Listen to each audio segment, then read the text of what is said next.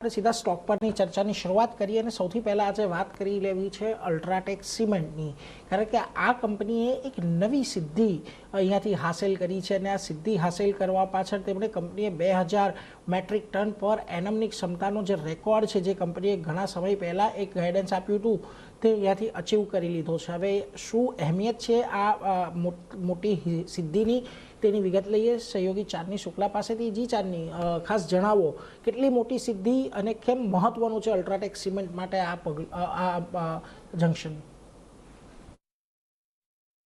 UltraTech cement માટે આજે stock reaction કરતાં મહત્ત્વનું છે જે કંપનીની અચીવમેન્ટ છે. અહીંયાથી ખાસ કરીને અલ્ટ્રાટેક સિમેન્ટનો જે આ રેકોર્ડ છે 200 MTPA એટલે મિલિયન ટન્સ પર એનમની અગર વાત કરીએ તો આ જે કેપેસિટી છે, આ ક્ષમતા છે, એ રેકોર્ડ કંપનીએ હાંસલ કર્યો છે અને ભારતમાં 200 MTPA પાર કરનારી પહેલી કંપની બનતી જોઈ રહ્યા છે. અને ચીનની બહાર જોઈએ તો વિશ્વની સૌથી મોટી સિમેન્ટ કંપની છે અલ્ટ્રાટેક સિમેન્ટ.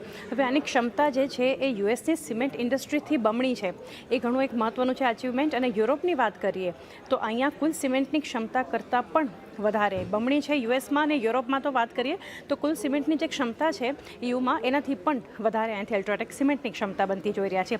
હવે આ રેકોર્ડ છે એ અચીવમેન્ટ જે છે કંપનીનું, આ જે એક પાથ છે એ જર્ની ઘણી મહત્ત્વની છે, કારણ કે પહેલાં જે 100 MTPAનો કંપનીએ રેકોર્ડ કર્યો હતો એ 36 વર્ષમાં કર્યો હતો, અને જે બીજો રેકોર્ડ છે એટલે અન્ય 100 MTPAની જે ક્ષમતા છે જે હાંસલ કર્યું છે કંપનીએ 7 વર્ષથી પણ ઓછા સમયમાં.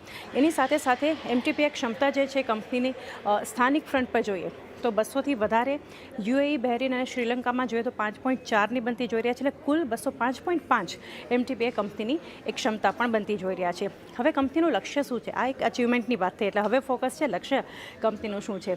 240 MTPA અને એના માટે કંપની 16,000 કરોડનું રોકાણ પણ કરી રહી છે. ક્યાં ક્યાં આ એડિશન કરવામાં આવશે, ક્યાં ઉમેરો કરવામાં આવશે? યુપીમાં છે શાહજહાંપુર, ત્યાં 2.7 MTPAની કંપનીનો પ્લાન છે.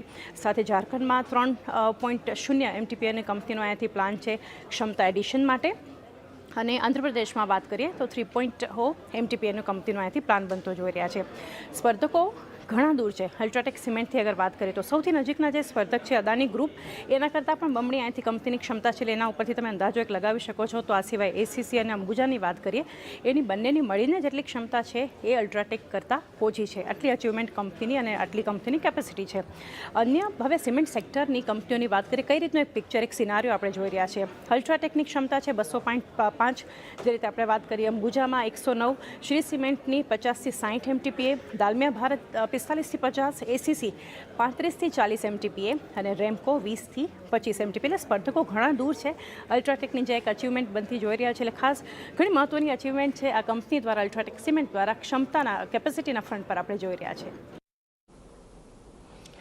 જી ચાંદની, આભાર ખૂબ ડિટેલમાં આખી આ વિગત સમજાવવા માટે. તો જો ખાસ કરીને એક 200 MTPAનો એક મહત્ત્વનો રેકોર્ડ અલ્ટ્રાટેકે હાંસિલ કર્યો અને એની ડિટેલ્સ આપણે ચાંદની પાસેથી લીધી.